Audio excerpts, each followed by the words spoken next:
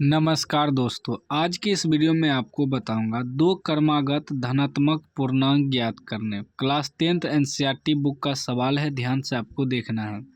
कह रहा है दो क्रमागत धनात्मक पूर्णांक ज्ञात कीजिए जिनके वर्गों का योग 365 हो। ठीक है ना। दो ऐसा क्रमागत धनात्मक पूर्णांक है जिनके वर्गों का योग 365 है। तो हमें मालूम नहीं है क्या है दो क्रमागत धनात्मक पूर्णांक, और जो चीज़ मालूम नहीं रहता है उसे मान लेते हैं।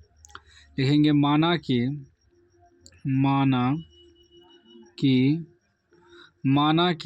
दो क्रमागत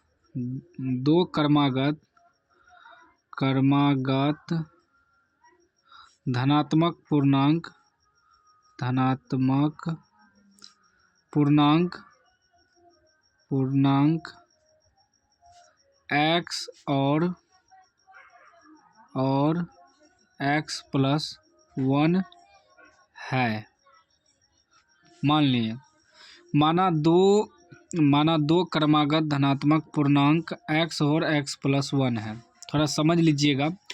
देखिए, मान लीजिए कोई भी क्रमागत का मतलब होता है लगातार। क्रमागत का मतलब क्या होता है? लगातार। धनात्मक का मतलब प्लस में ही आना चाहिए। मान लीजिए कि हम x माने, x की जगह मान लीजिए 1 आ जाता है, तो दो धनात्मक पूर्णांक लेना है ना।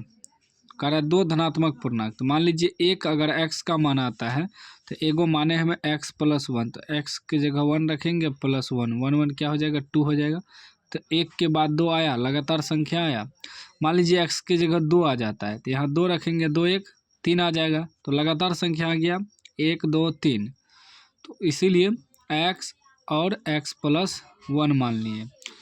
यदि तीन क्रमागत धनात्मक पूर्णांक रहता तब मानते x, x+1 फिर x+2, इस प्रकार करके मानते। लेकिन दो ही लेना है, एगो x एगो x+1 मान लिए।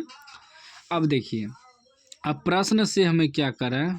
प्रश्न से करें कि दो क्रमागत धनात्मक पूर्णांक ज्ञात कीजिए जिनके वर्गों का योग 365 है। इनका वर्ग जो है उसका योग, वर्गों का योग, यानी कि एगो है x, इसका वर्ग मतलब स्क्वायर, योग मतलब प्लस, उसके बाद इसका वर्ग यानी कि x+1 इसका वर्ग बराबर कितना है?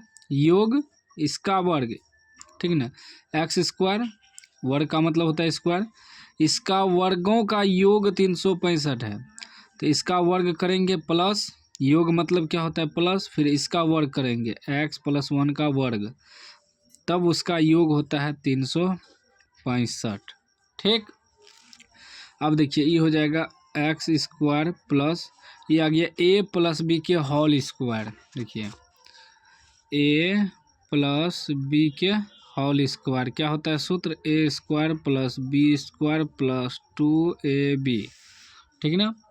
तो यहाँ ax हो गया तो x का स्क्वायर प्लस b² b आपका 1 हो गया, तो 1 का स्क्वायर प्लस 2a की जगह x इंटू b की जगह 1 बराबर 365। ठीक ना। आगे देखिए, ध्यान से आपको देखना है। ये हो जाएगा x² दोनों को जोड़ेंगे तो 2x² हो जाएगा, फिर प्लस 1 का स्क्वायर 1 के हो जाएगा, प्लस 2 गुना x गुना 1, 2 1 2 2x हो जाएगा बराबर 365।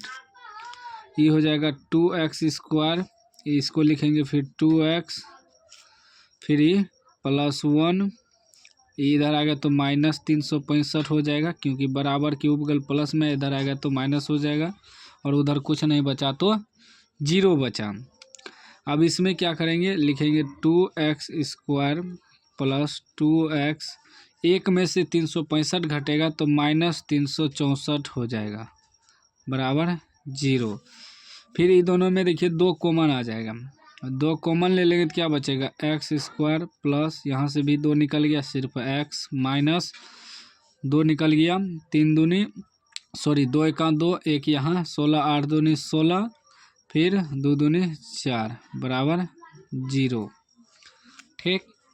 अब ये बराबर के उपगल भेजेंगे तो 0 के बटे में 2 आएगा, तो इसका मतलब 0 हो जाएगा। तो ये हो जाएगा x² प्लस एक्स माइनस 182 बराबर 0, क्योंकि गुना में है, उधर जाएगा तो 0 के भागा में होगा, ऐसे हो जाएगा 0/2। तो 0/2 को क्या 0 लिखेंगे डायरेक्ट, ठीक ना। अब इसका गुणनखंड करना है हमें। गुणनखंड जो करेंगे, पहला वाला को और लास्ट वाला को गुना करते हैं।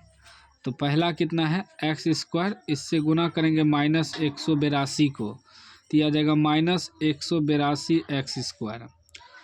अभी बीच वाला को इस प्रकार तोड़ना है, इस प्रकार गुणनखंड करना है दो भाग में, कि गुना करने पे -182 आ जाए और जोड़ या घटा करके यहाँ x भी पूरे, यहाँ कुछ नहीं है तो 1 है, 1 x भी पूर जाए। तो 182 को हम लोग तोड़ेंगे, ठीक ना। 2 से तोड़ेंगे, 9 दूनी 18, 2 एका 2, 7 से 13 सते 91।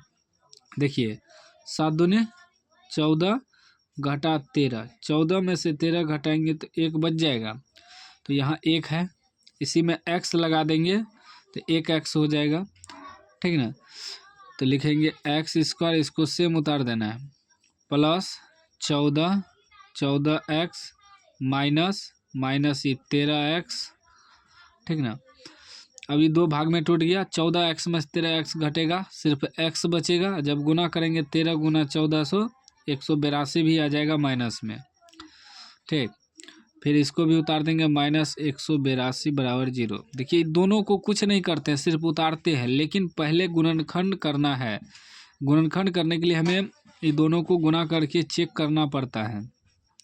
गुना करने पे ये दोनों का गुणनफल पूरना चाहिए, जोड़ या घटा करके यहाँ आना चाहिए जितना है, ठीक ना। इस प्रकार होता है गुणनखंड। अभी दोनों में क्या मिल रहा है, दोनों में x मिल रहा है, x निकाल लेंगे, बचेगा एगो x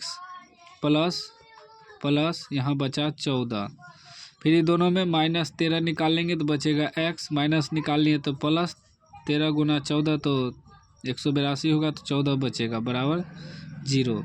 एगो लिखेंगे बाहर वाला x -13, एगो ब्रैकेट वाला कोनो एगो लिख देंगे x + 14, क्योंकि दोनों में सेम है, बराबर 0। तो x -13 बराबर भी 0 रखेंगे, तो x बराबर +13 हो जाएगा। x + 14 बराबर 0 रखेंगे तो x बराबर -14 आ जाएगा। तो x का मान हमें 2 गो आया, एगो 13 एगो -14। प्लस वाला रखेंगे क्योंकि यहाँ का रहा धनात्मक पूर्णांक, यानी कि प्लस में आना चाहिए। तो यदि हम x का मान 13 रखते हैं तो हम क्या माने हैं, एगो माने हैं x, तो एगो 13 निकला, एगो माने हैं x + 1, तो x की जगह 13 निकला, +1 कर देंगे तो कितना आ जाएगा 14, यानी कि 13,14 जो है यही आपका आंसर हो गया, 2 धनात्मक पूर्णांक हो गया। उम्मीद है आप समझ गए होंगे, समझ गए हैं तो लाइक कर दीजिए, चैनल को सब्सक्राइब कर दीजिए और घंटी को दबा के ऑल कर दीजिए।